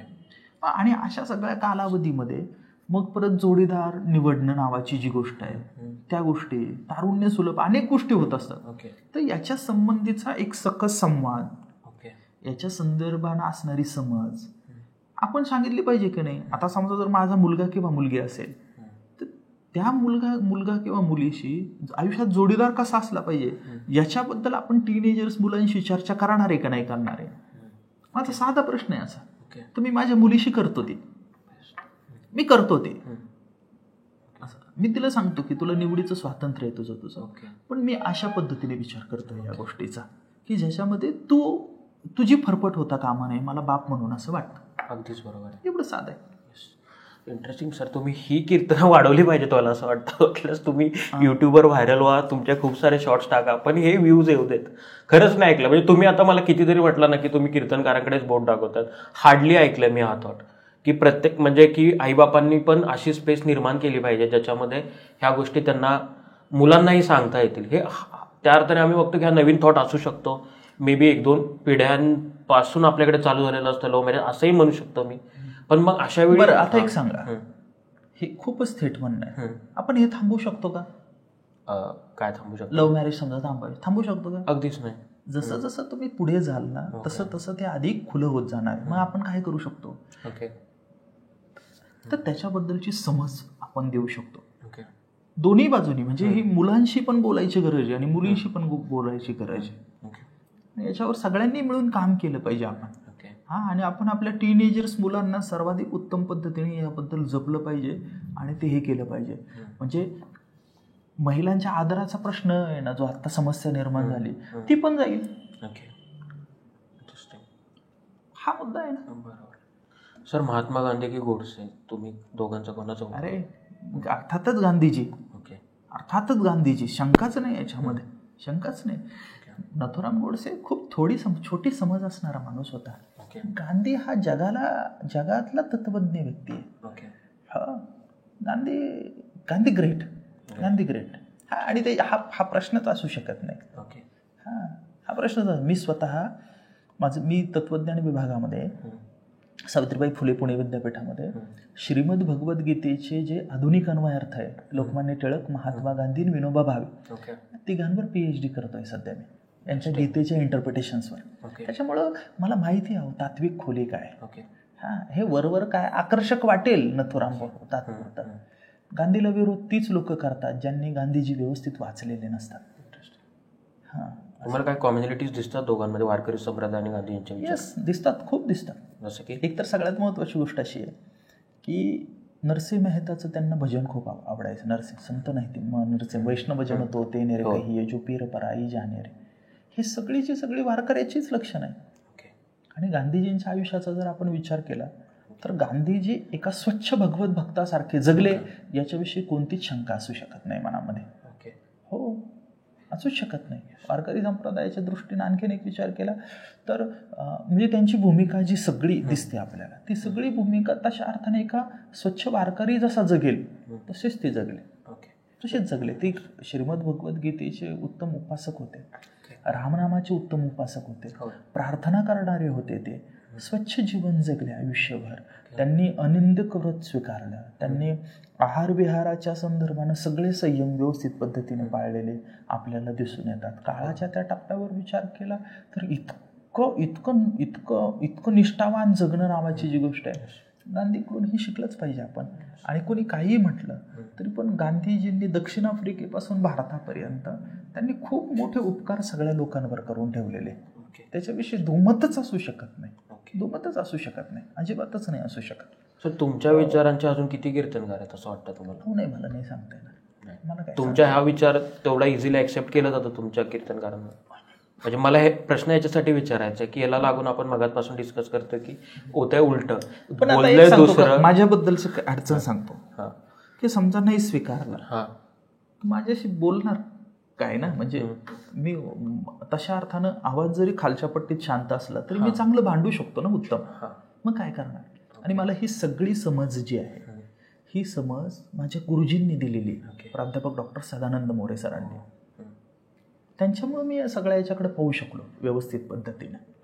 हो, आणि मला ऐकणारा समाज होईल तयार याची खात्री आहे मला. मी करतोय त्या दिशेने विचार करतोय. तुम्ही एक झालाय ना. सर मला एक विचार, जसं तुम्हाला प्रश्न विचारले तरी तुमच्याकडे उत्तर मी एक विसरून जाईल तुम्हाला सांगायचं. लोक महात्मा गांधी आणि तुकाराम महाराजांचा एक संबंध आहे. ओके. येरवड्याला तुकाराम जेव्हा महात्मा गांधी तुरुंगवासात होते, ओके, त्यावेळी तुकाराम महाराजांची गाथा महात्मा गांधींनी पूर्ण वाचली. काका कालिलकर, आचार्य विनोबा भावे ही मराठी लोक पण होती ना, त्यांनी ती गाथा गांधीजींना सांगितली. आणि त्यातले 16 अभंग गांधीजींनी काढले निवडून आणि त्याचं इंग्रजीमध्ये भाषांतर केलं. आणखीन त्यातला इंटरेस्टिंग मुद्दा असा आहे की तुकाराम महाराजांचा अभंग आहे, पापाची वासना नको दाऊ डोळा त्याहून आंधळा बराच मी. ते तुकाराम महाराज म्हणाले देवा की पापाची वासना दाखवू नको, त्याच्यापेक्षा मी कसा बरा आहे, आंधळा बरा आहे. निंदेचं श्रवण नको देवा, त्याच्यापेक्षा बहिरा बरा आहे. चुकीचं काही बोलायचं नाही, मुका बरा.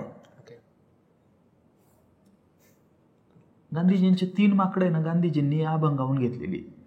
हो, येस, इंटरेस्टिंग. एवढा डिटेल हे माहिती नव्हतं. हो, नाही, आपल्याला जर माहिती करून घ्यायचं असेल तर तुकाराम दर्शन हे मोरे सरांचं पुस्तक, अशा अनेक गोष्टी मोरे सरांचं ते पुस्तक आपण आवर्जून पाहिलं पाहिजे.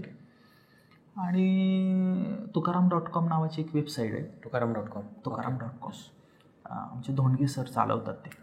तर त्याच्यावरचे पण काही लेख ते पण वाचले पाहिले पाहिजे. म्हणजे आता मी हा जो रेफरन्स सांगितला ना, तो रेफरन्स सांगितला तुम्हाला, तो मी तिथंच वाचलेला आहे. इंटरेस्टिंग. मी ह्याच मुद्द्यावर येणार होतो की वारकरी संप्रदाय माहिती करून घ्यायचं. जसं तुम्ही प्रश्न विचारला की तू सगळं वाचलेस का, समवट माझं पण ते आता ह्या कन्व्हर्सेशनच्या आउट ऑफ असं होतं की नाही आपण वाचलं पण पाहिजे. म्हणजे प्रश्न रेज करणं केले पाहिजेत का होतं. म्हणजे मी त्याच्याशी ॲग्री नाही करत की प्रश्न विचारणं सोपं आहे. नाही, प्रश्न सोपं आहे तर विचारलेच पाहिजेत. पण ॲट द सेम टाईम जर येतं ना मला पुढून की नाही तू याच्यावर पूर्ण माहिती करून घे, अशी बरीच लोकं असतील. सो त्यांना वारकरी संप्रदाय माहिती करून घ्यायचा आहे. म्हणजे गाथा वगैरे ह्या गोष्टी वाचल्याच पाहिजे, याच्याशी ॲग्री. पण हे जे तुम्ही आता मोरे सरांचं पुस्तक सांगितलं, अशी कोणती 5 पुस्तकं तुम्ही रिकमेंड कराल? 5 याच्यासाठी, कारण ती लोकांना एक सुरुवात करायला सोपी पडते. मी ना तुम्हाला 3च पुस्तकं सांगतो. 3, 5 नाही सांगत आपण. 3 पुस्तकं सांगतो की तुम्ही ज्या पद्धतीने विचारतायत मला. एक पहिलं पुस्तक मी आपल्याला सांगतो ते म्हणजे तुकाराम दर्शन. प्राध्यापक डॉक्टर सदानंद मोरे सरांचं तुकाराम दर्शन हे पुस्तक वाचलंच पाहिजे. जगद्गुरू संत तुकाराम महाराज हे वारकरी, हे महाराष्ट्र संस्कृतीचे संस्कृती पुरुष आहे आणि वारकरी संप्रदाय हा महाराष्ट्रातला मुख्य प्रवाह आहे. हे जर आपल्याला समजून घ्यायचं असेल तर तुकाराम दर्शन डिटेल्समध्ये वाचलं पाहिजे. त्याच्यामध्ये खूप संदर्भ आहे, खूप गोष्टी आहे, त्याच्यामुळं थोडीशी बैठक मारून ते वाचलं पाहिजे. एक. दुसरं पुस्तक मी म्हणेल महाराष्ट्राची लोकयात्रा नावाचं डॉक्टर सदानंद मोरे सरांचं पुस्तक आपण वाचलं पाहिजे. थोडंसं त्याच्यामध्ये काय होतं की तो समतेचा इतिहास पण आपल्याला कळतो, त्यातलं वारकरी संप्रदायाचं योगदान पण आपल्याला कळतं. आणि तिसरं जे पुस्तक आहे ते वारकरी संप्रदायाचा उदय आणि विकास नावाचं भालचंद्र पंढरीनाथ बहिरटांचं पुस्तक आहे, भापम बहिरट. ही 3 पुस्तकं आपण वाचली पाहिजे. आपल्याला एक त्याचा काय होतो की एक सर्वसाधारणपणे ढोबळमानाने अंदाज त्याचा येतो आणि मग आपल्याला त्यातूनच दिशा सापडत जाते. मग तुकोबारायांच्या तत्त्वज्ञानाबद्दल काय पाहिलं पाहिजे, नामदेव महाराजांबद्दल काय पाहिलं पाहिजे, चोखोबारायांबद्दल काय पाहिलं पाहिजे, हे असं हळूहळू पुढची दिशा आपल्याला सापडत जाते. मात्र एकदा जर ही स्पष्टता आपल्याला असेल तर मग ही स्पष्टता आपल्याला येण्यासाठी ही पुस्तकं आपण पाहावी. एक रिकमेंडेशन झालं, दुसरं रिकमेंडेशन पण घेणार आहे मी तुमच्याकडून. मला ह्याच्यातून हे विचारायचं आहे की नॉर्मल मी प्रोसेस बघतो की कीर्तनकारांना बोलवलं जातं. सो मला आता पुन्हा त्याच मुद्द्यावर जायचं नाही की लोक कोणाला बोलवतात, काय बोलवतात, कोणाचं कॅलेंडर बुक होतं वगैरे.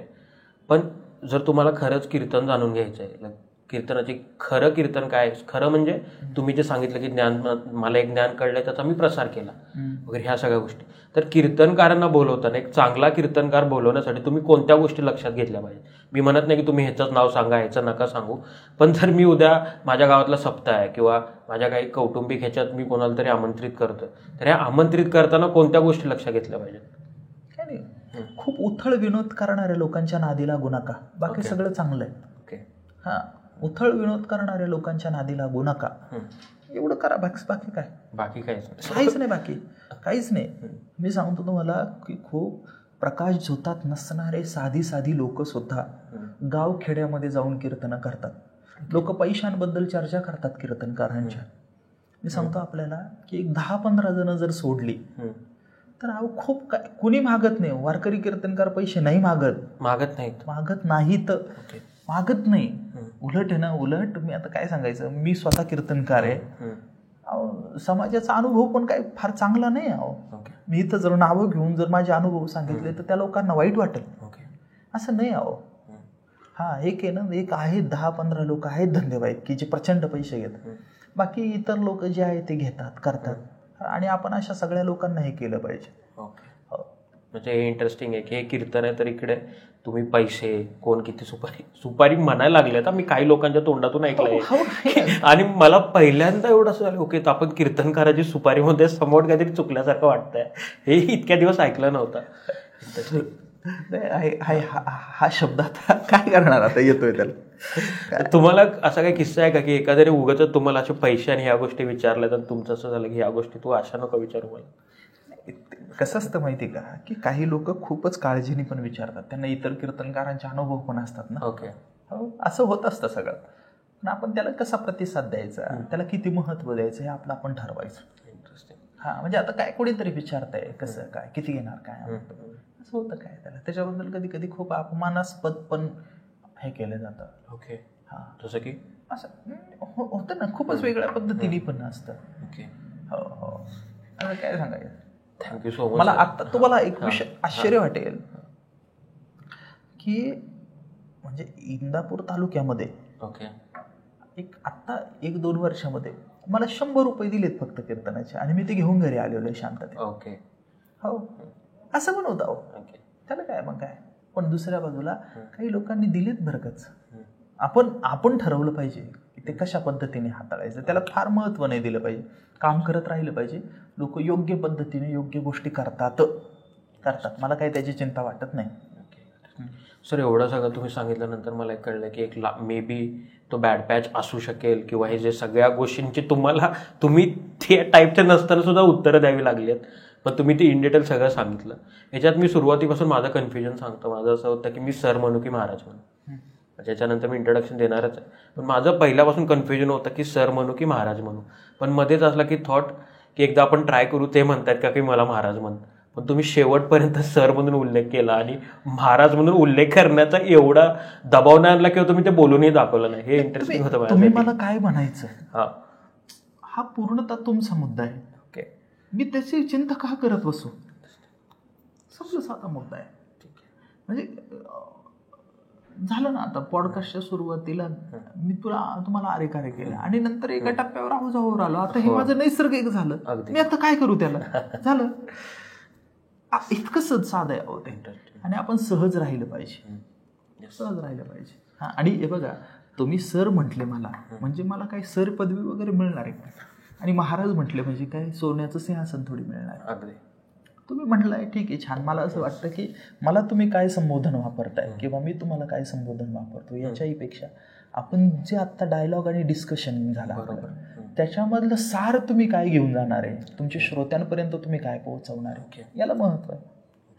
हो, आणि आपण या पद्धतीनेच काम करत राहिलं पाहिजे. आणि मला खूप आनंद आहे. हां, आणि मी हल्ली माझ्या सगळ्या मित्रांना आणि यांना सांगतोय की जेव्हा केव्हा मेंदूनी थकाल तुम्ही सगळं करून, त्यावेळेस मला भेटत चला, फक्त आपण चहा पीत जाऊ. बेस्ट. मला हल्ली मी असं ठरवलं आहे की जशी कीर्तनं करायची छान, तशी ही जी आपली सगळी थकलेली मुलं आहे ना मेंदूनी, तरुण पोरं, त्यांच्याशी पण बोलायचं. मस्तच. हां, आता मला ते किती साध्य होईल मला माहिती नाही, मात्र मी सध्या ते करतोय छान पद्धतीनं. आणि मला सध्या भीती वाटते सगळ्या गोष्टीची, की आपली पिढी ही खूप ताणतणावामध्ये आणि तिला शांत पद्धतीने एकतर पहिल्यांदा बसवलं पाहिजे, दुसरी गोष्ट त्याला वस्तूपासून काही लांब नेलं पाहिजे, तिसरी गोष्ट महत्त्वाकांक्षीपणा खूप झाल्यामुळे आपली जी सगळी आसुरी धडपड चालू आहे ती थांबवली पाहिजे. आरोग्याकडे प्रचंड दुर्लक्ष सध्याच्या टप्प्यामध्ये आपण सगळी मंडळी मिळून करतोय. आणि याच्यासाठी एक गोष्ट अशी आहे की चांगल्या विचाराकडे गेलं पाहिजे, आणि तो विचार म्हणजे ज्ञानेश्वर महाराज तुकाराम महाराजांचा. हो, रिलेशन्सच्या संदर्भानं खूप सध्या प्रॉब्लेम लोकांमध्ये मला दिसत आहेत. त्याच्यामुळे पैशाच्या संदर्भानं खूप प्रॉब्लेम दिसत आहेत, मेंटल हेल्थवर त्याचा परिणाम होतो. अशी सगळी गुंतागुंत सध्या सुरू आहे. त्याच्यामुळं तुम्ही पण जेव्हा केव्हा तुम्हाला वाटेल. आपलं आधीच डिस्कशन झालं होतं, मी त्यातच खुश होतो की या पॉडकास्टला त्या अर्थाने व्ह्यूज येतील, किती लोकांपर्यंत जातील, या सगळ्या दुय्यम गोष्टी. म्हटलं माझी एक गोष्ट साध्य झाली की तुम्ही त्याला मला म्हटलंय की तू जेव्हा तानात असेल तेव्हा माझ्याकडे. सो याचा जो माझा हेतू होता माझा तरी सफल झालेला आहे. सो त्या अर्थाने मी खुश आहे. आणि सांगू तुम्हाला की आता याची किती व्ह्यूज येतील, हे कसं होईल, हे अचिव्हमेंट सोसायटी आहे ना सातत्यानं. एक पोस्ट टाकली की ते पाहिजे किती लाईक झाले, तसंच आहे. मी पॉडकास्ट आला आणि आता त्याला किती लाईक मिळतील आणि कसं, हा पण मानसिक रोग आहे एक. अगदी ॲग्री. हा एक मानसिक 100% ॲग्री. हा, आणि यातून बाहेर आलं पाहिजे आपण. कधी कधी ना खूप महत्वाच्या गोष्टी सुद्धा पोस्ट नाही केल्या पाहिजे फेसबुकवर, त्या आपल्या आपण सेलिब्रेट केल्या पाहिजे. बरोबर, संपलं. सर नेक्स्ट टाइम तुम्हाला खूप वेळा बोलवायला आवडेल. आणि तेव्हा असे प्रश्न नसतील. आज तुम्ही प्रश्न जे निर्माण केले होते त्याच्यावर उत्तर दिले. नेक्स्ट टाइम मला जाणून घ्यायला बोलवलं आवडेल, आणि तुम्ही नक्की या नेक्स्ट टाइम पासून. हो, मला नक्की आवडेल. आणि आपण हे बोलत राहूयात. येस. एक छोटंसं फक्त गोष्ट सांगतो की आता मी हे जी बोललोय ही माझी जेवढी समज होती तेवढी बोललो. माझं वाक्य म्हणजे काय ब्रह्मवाक्य नाही. एखाद्या गोष्टीबद्दलचं माझं मत निराळे असू शकतं. ज्ञानेश्वर महाराज तुकाराम महाराजांना नेमकं काय म्हणायचं होतं हे ते वगळता इतर कुणीच नाही सांगू शकत. आपण त्याचा अंदाज लावत असतो. त्याच्यामुळे मी अंदाज लावलाय, वेगवेगळ्या गोष्टींवर बोललोय. आपण आपला मेंदू शाबूत ठेवून यातलं चांगलं ते निवडलं पाहिजे, आणि वाईट जे आहे ना ते मला परत केलं पाहिजे. येस, आपण काय करतो की चांगलं ते स्वीकारत नाही, आणि एखादी गडबड झाली ना की लगेच दरडावून प्रश्न विचारत सुटतो. मनुष्य स्वभावाच्या सगळ्या ज्या मर्यादा आहेत त्या सगळ्या मर्यादा मला मान्य आहे. थँक्यू सो मच सर, तुम्ही एवढा वेळ दिला, आपण एवढं डिस्कशन केलं. येस, पंढरपूरला सोबत जाऊ एकदा. नक्की सर, नक्कीच येईन मी. Yes, Ramakrishna. Yes, Ramakrishna Hari sir.